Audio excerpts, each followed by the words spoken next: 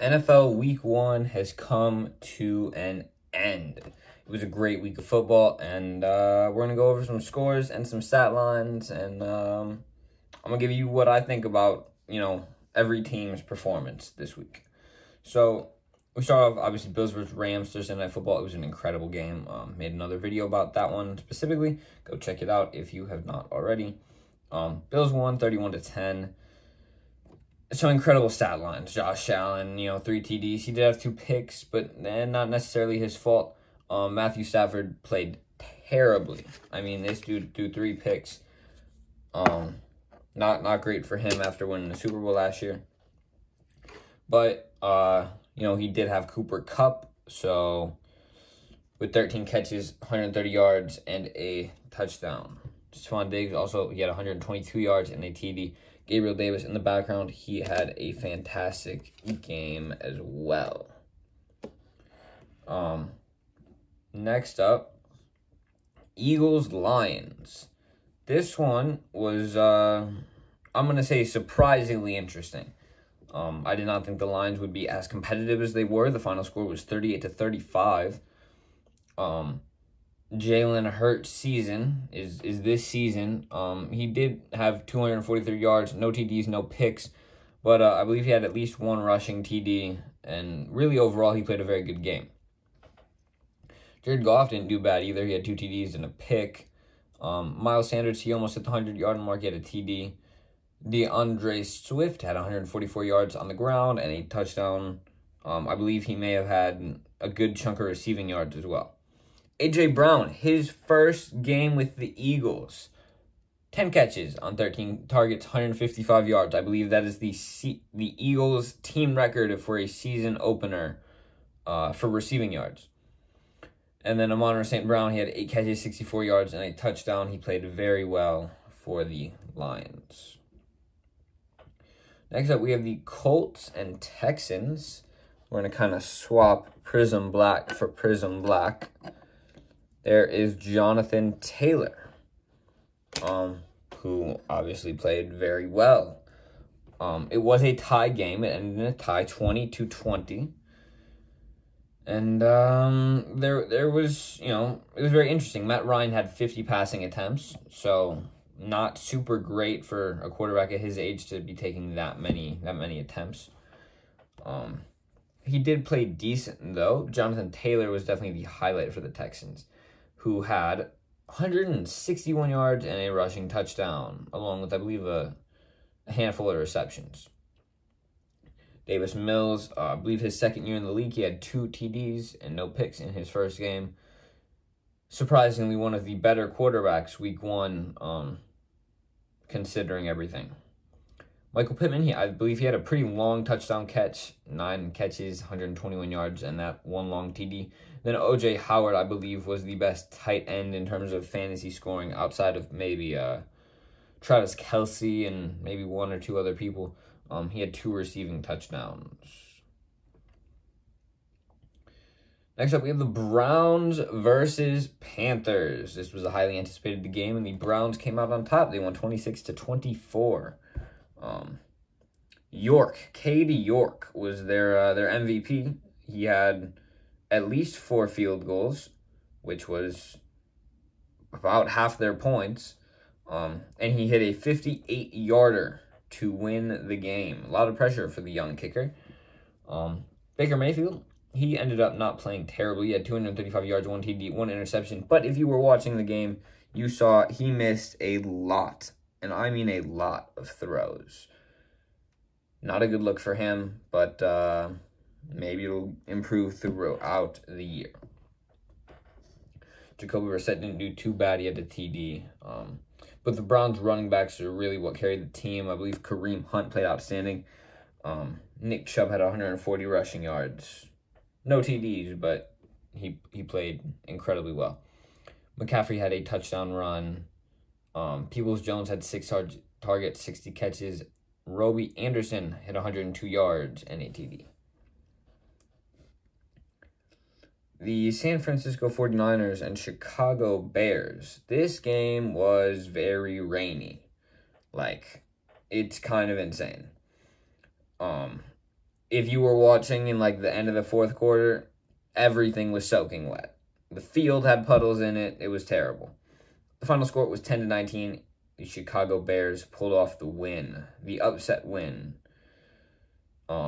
Trey Lance, he threw a pick. They were not ideal conditions to play football in. Justin Fields had 2 TDs and an interception. Neither quarterback hit the 200-yard mark, or really was even that close. Elijah Mitchell, I believe, got hurt during this game, and which obviously is not ideal for the 49ers, just another one of their players to go down early. So that's it's very unfortunate.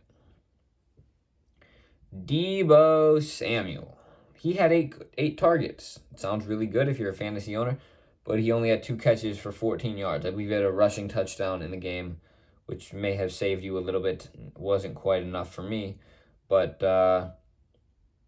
Deebo, he also lost a fumble, which was very annoying.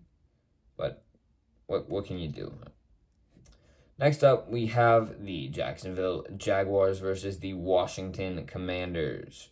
Carson Wentz was surprisingly the highlight, in my opinion, of this game. He had 300 yards, 4 TDs, and 2 interceptions.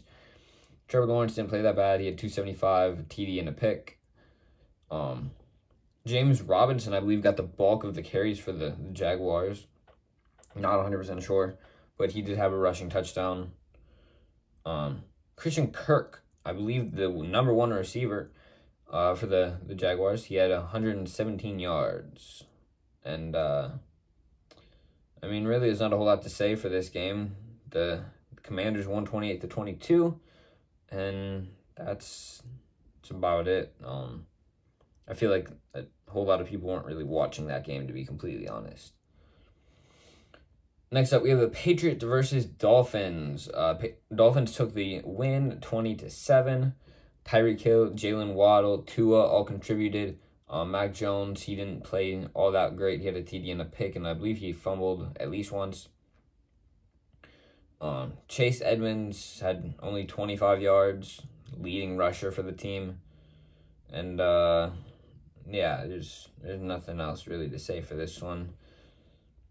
Next up, we have Steelers-Bengals. Huge upset right here. In my personal opinion, the Steelers won 23-20.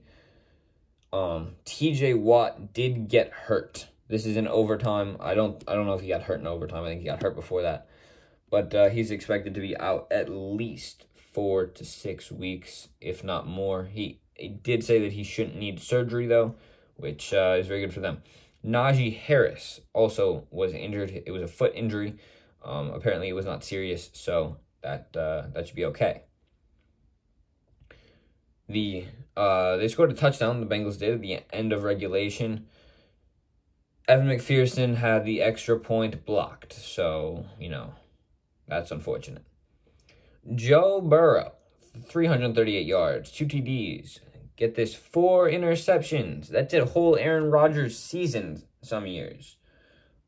He threw it in 1 game, so that's not great. If you have him in fantasy on both your teams.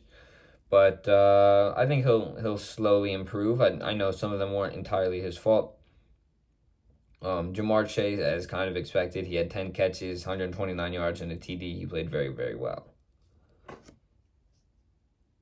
Next up, we have the Ravens versus the Jets. No real surprise here when I tell you that the Ravens won 24-9. I believe the Jets had some field goals. Oh, no, they had 1 field goal and a touchdown, but the extra point was no good, so that's fun. Lamar Jackson had 3 touchdown passes, which is pretty good, and a pick.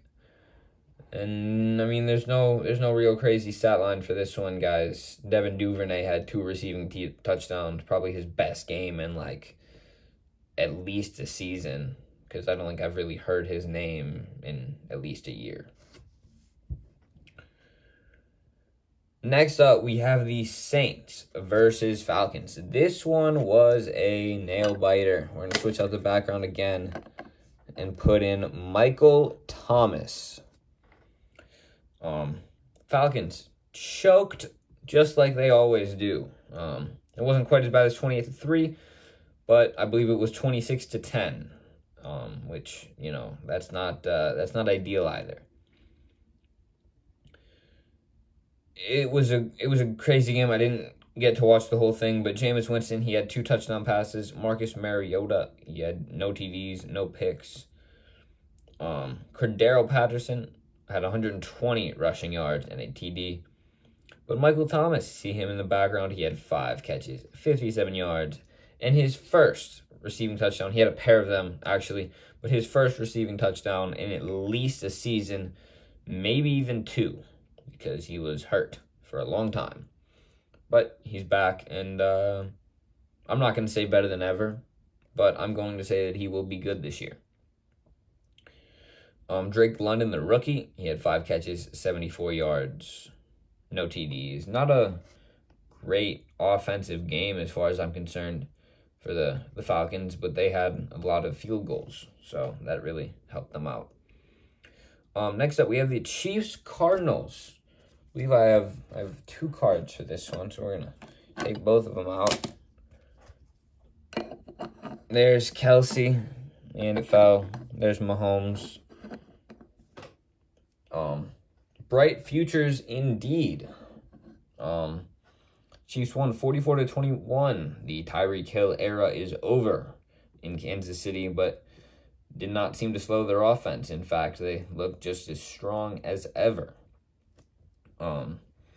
Patrick Mahomes, he had 360 yards, 5 touchdowns, passer rating above 140, and I think about a 75% completion percentage if my quick math is correct. Kyler Murray, just under 200 yards, 2 TDs. I believe he had a good bit of rushing yards as well. Travis Kelce had 121 yards on 8 catches and a touchdown. And then Marquise Brown, he had 4 catches, 43 yards, and a TD. This game was very fun to watch. Just Patrick Mahomes and his magic. I mean, his arm is literally probably magical at this point. It's incredible to watch. Next up, one of my biggest. Now, I don't get, incredibly surprised by much, but Saquon Barkley. I did not think he was going to be very good this year. I thought he was basically done. He would be a decent running back the rest of his career, but nothing special. He proved me wrong. 164 yards on 18 carries. He averaged 9.1 yards per carry. And he also had a rushing touchdown.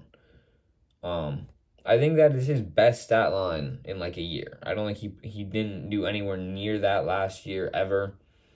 So it's incredible. I'm very happy for him to see that he's back. And I think he, at this point, has a bright future, assuming the injuries stay away.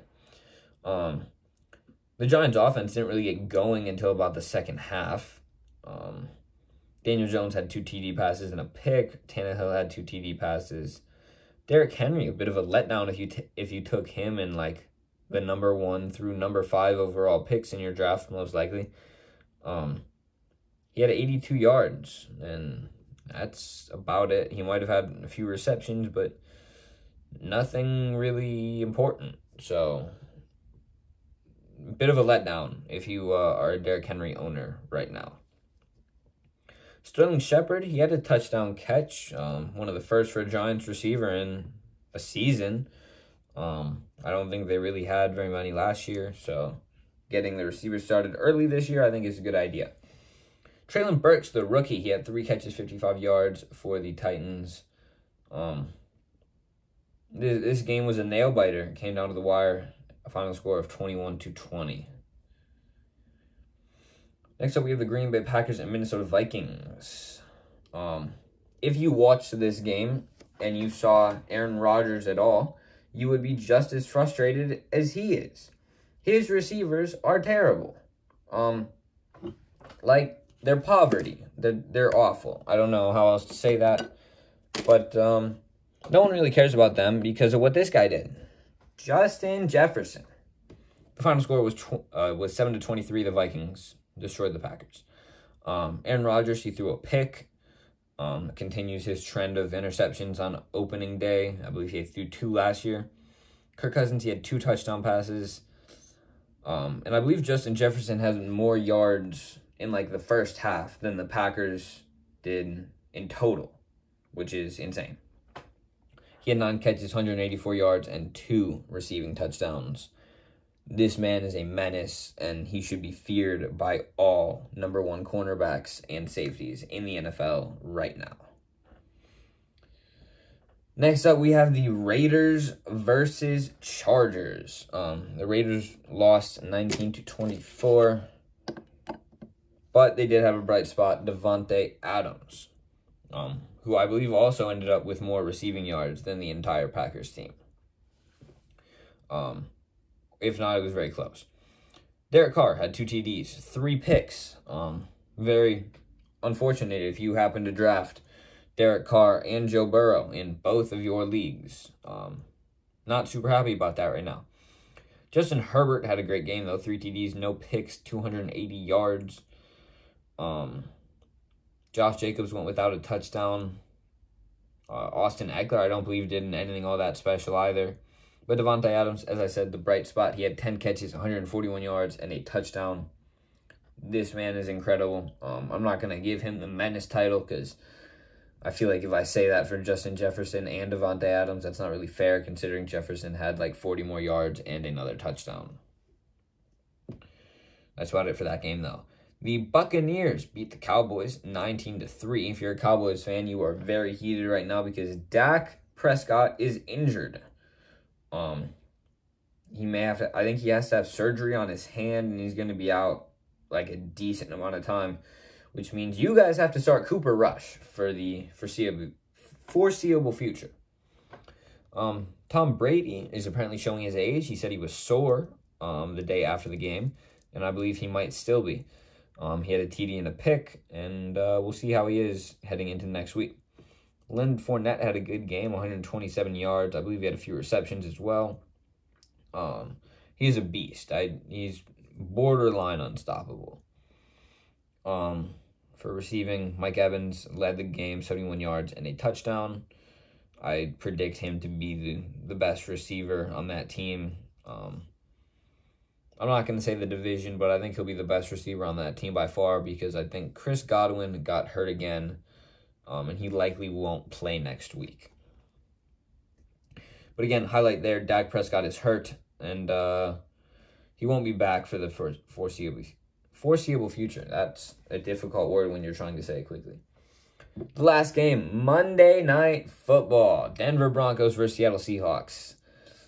This game was also very fun to watch. If you had to play against Russell Wilson in fantasy football and you only had 18 points to spare, it was not.